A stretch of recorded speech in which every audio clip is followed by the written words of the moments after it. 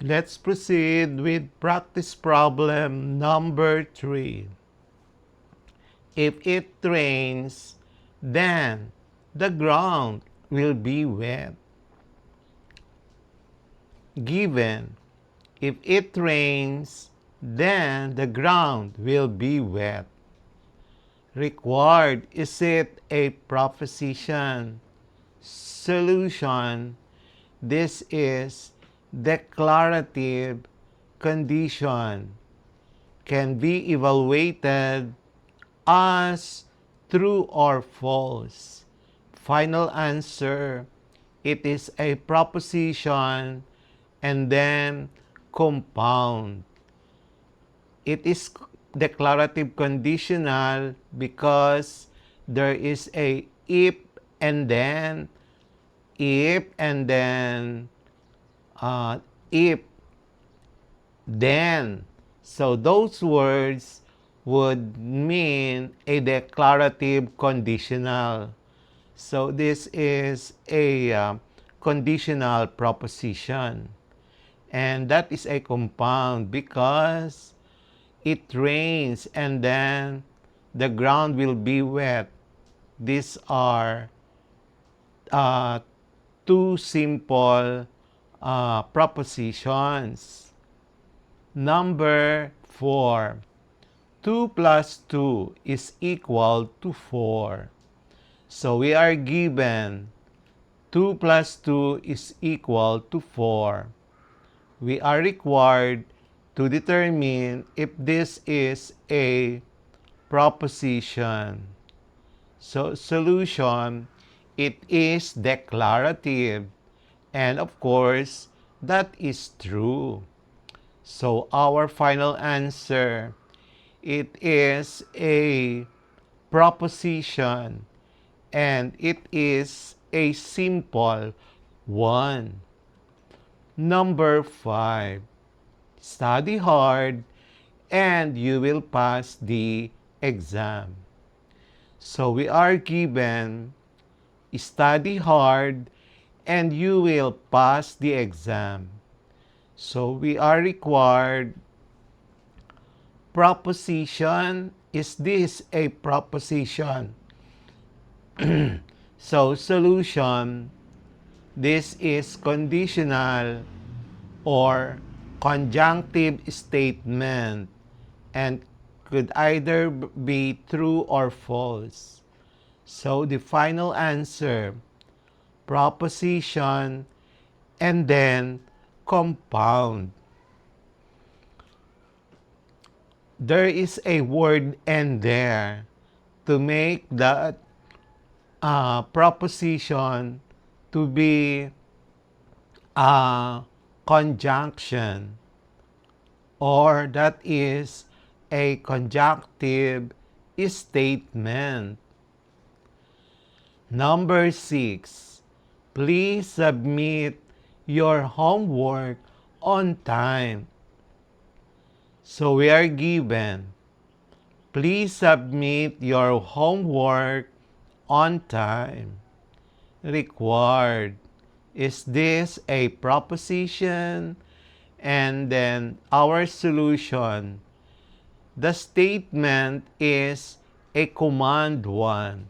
It is not true or false. So the final answer, it's not a proposition.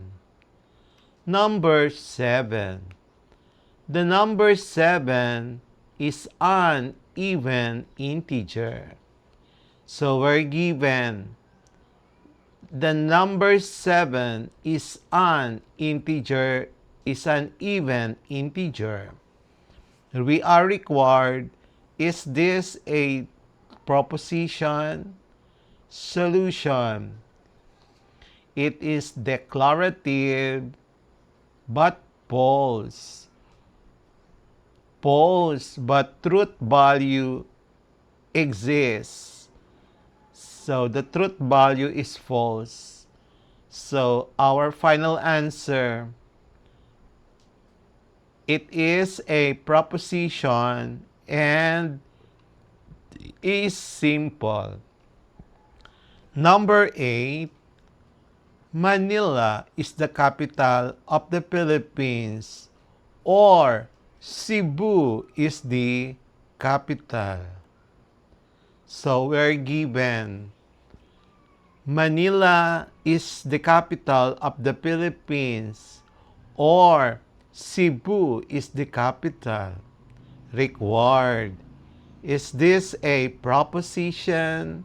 So solution. This is disjunction.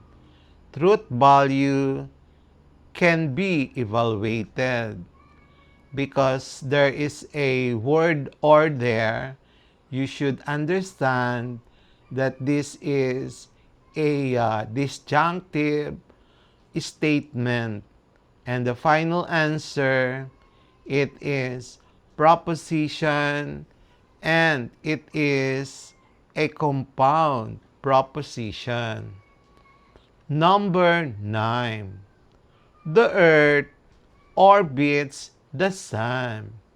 So we're given the earth orbits the sun. So we are required, is this a proposition? So solution. This is a declarative statement and it is true. So our final answer, it is a proposition and it is a simple one. Number 10, stop talking. So we're given, stop talking.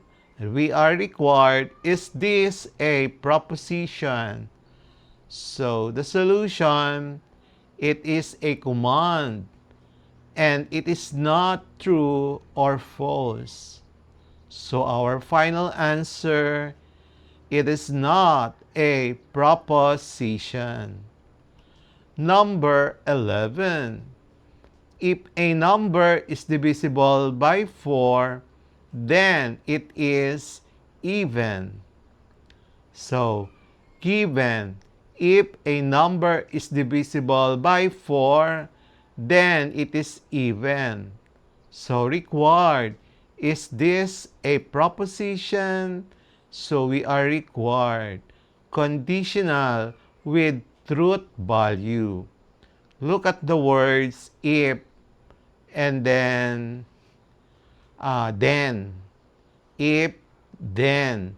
So, that is a conditional statement. And of course, there's a truth value of that. And then the final answer, it is a proposition and it is as compound proposition. Number 12. Lions are mammals and birds can fly. Given, lions are mammals and birds can fly. So required, is this a proposition? Solution, it is a conjunction with truth value.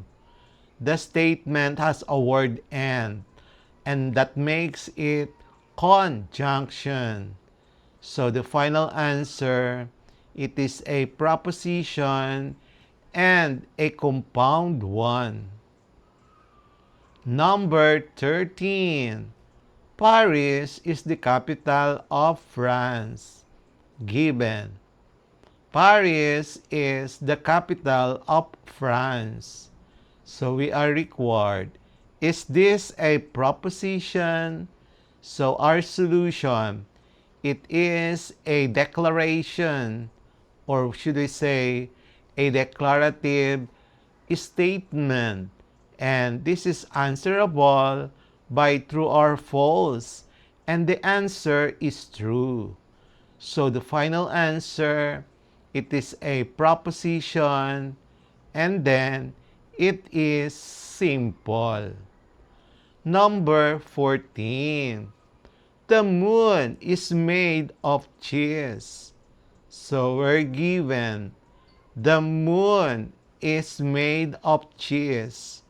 So required, is this a proposition or solution? This is a declarative statement. Of course, the truth value exists, and the truth value is false. Final answer, it is a proposition and it is simple. Number 15. What a wonderful day. So we're given, what a wonderful day. So we are required, is this a proposition?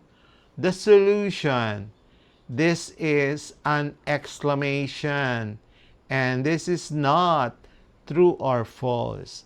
As you see, we are seeing exclamation point at the end of the statement. So that is exclamation. So the final answer, it is not a proposition. Number 16. If today is Monday, then tomorrow is Tuesday. So we're given, if today is Monday, then tomorrow is Tuesday. So our required, is this a proposition? Solution. This is a conditional statement. There are words if, then in the statement. And then the truth value can be checked. So, the final answer, it is a proposition and it is a compound proposition. Number 17. Either the library is open or the lights are off. So we're given, either the library is open or the lights are off. So we are required, is this a proposition? So solution, this is disjunction. As you see the word or, and also there is either. Truth value exists. So the final answer, it is a proposition and it is a compound proposition. Number 18. 15 is greater than 20. So we're given, 15 is greater than 20. So we are required, is this a proposition? Our solution, this is false, but has a true value. And of course, the true value is false.